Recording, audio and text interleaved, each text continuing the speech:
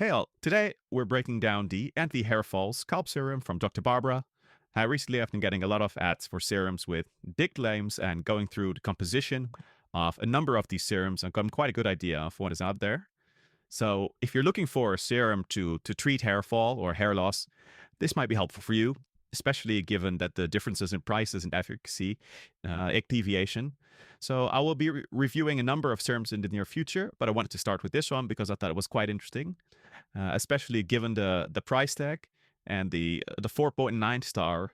The average reviews from around 9B reviews, I thought it was quite convincing, and the marketing style, it's quite sciencey and gives you quite a legitimate feel. So I was curious to see if it actually holds up given the ingredient. Without further ado, let's dive right into it. So we're gonna have a look into the science, into the ingredients, and really figure out if it's worth it.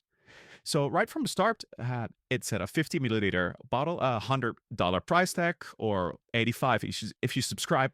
It definitely needs to not only look nice.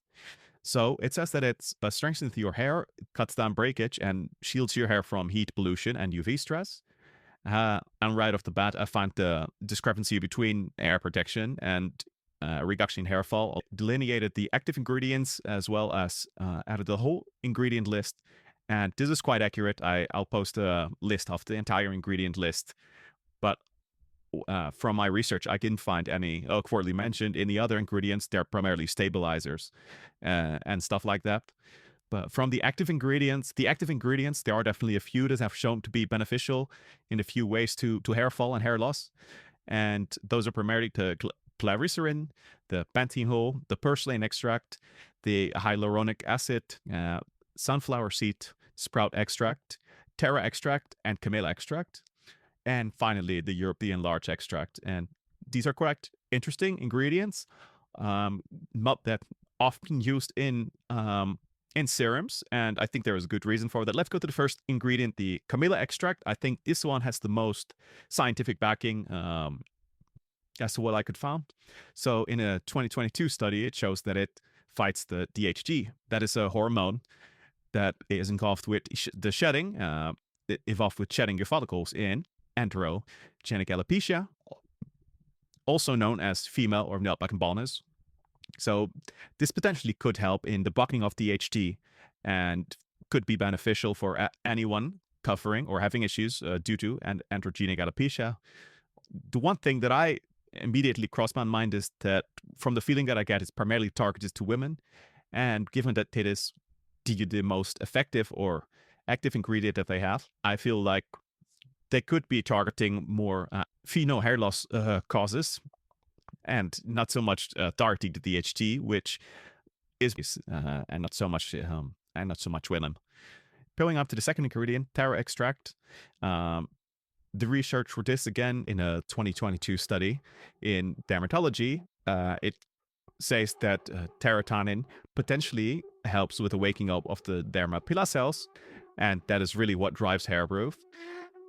The efficacy for this and really how much result you're going to see from this is not really clear, but it has definitely proven to help somewhat with pattern baldness or telogen effluvium, and that is where your hair is primarily remaining in the resting state and doesn't go through the next hair growth cycle.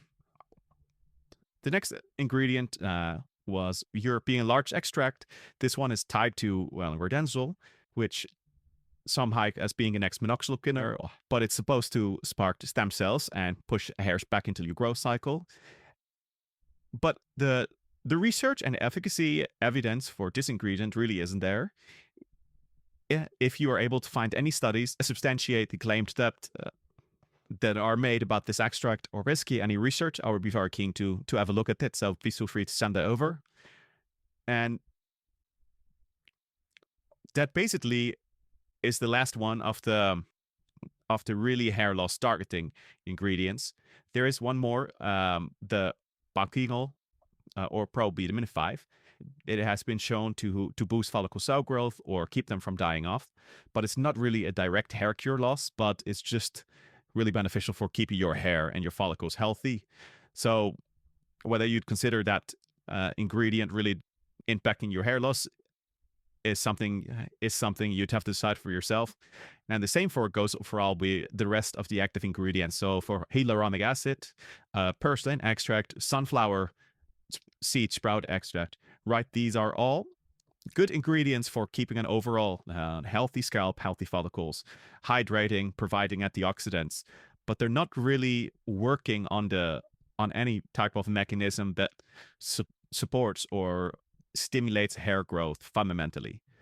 And that's really where I have a little bit of an issue with the positioning of the serum.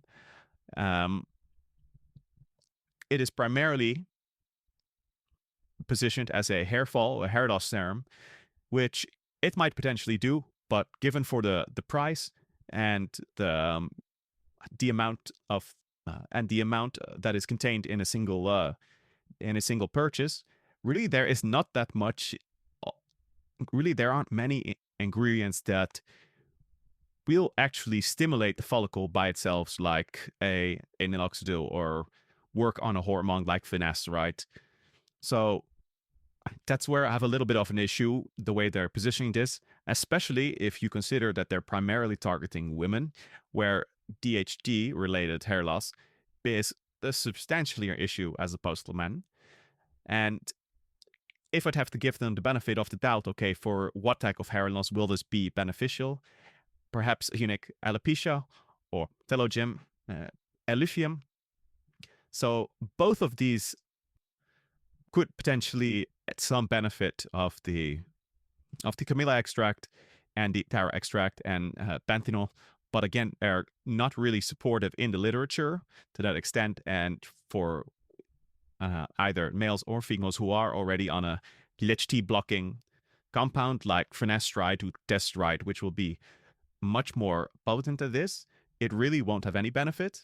If you're not on any of these medication, I believe it might be worthwhile to see if this serum has any beneficial effects in them before trying any of these medication.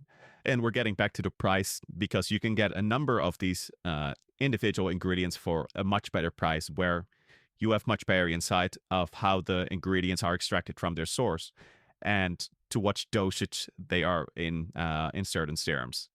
All in all, I think for the price, it really doesn't provide anything of significance. 15 liters for 100 pounds. It's really, you're expecting some combination of compounds to be in there, be it peptides, be it stem cell derived compounds, and not just a general hydrating scalp serum. So for me, I won't be buying this again. And I believe the only use case that I really see for it is if you're looking for a serum that will promote just general hair health, and you're using this in conjunction with something else that really addresses your root cause for your hair loss.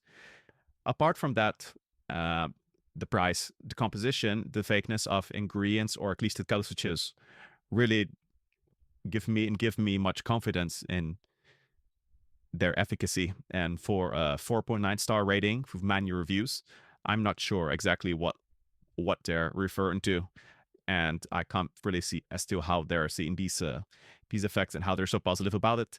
And if you have tried this serum the best and have seen great results, I would be keen to hear from your experience. I won't be purchasing this serum again. Just the evidence, the dosages and the price, they really don't make a lot of sense to me. So that sums up our review of the Dr. Barbara Anti-Hair Fall Scalp Serum. Over the next few days, I will be reviewing a number of serums, even worse and even better. So if you're curious about those, if you're looking for a good serum to purchase, keep an eye out for that, and I'll see you on the next video.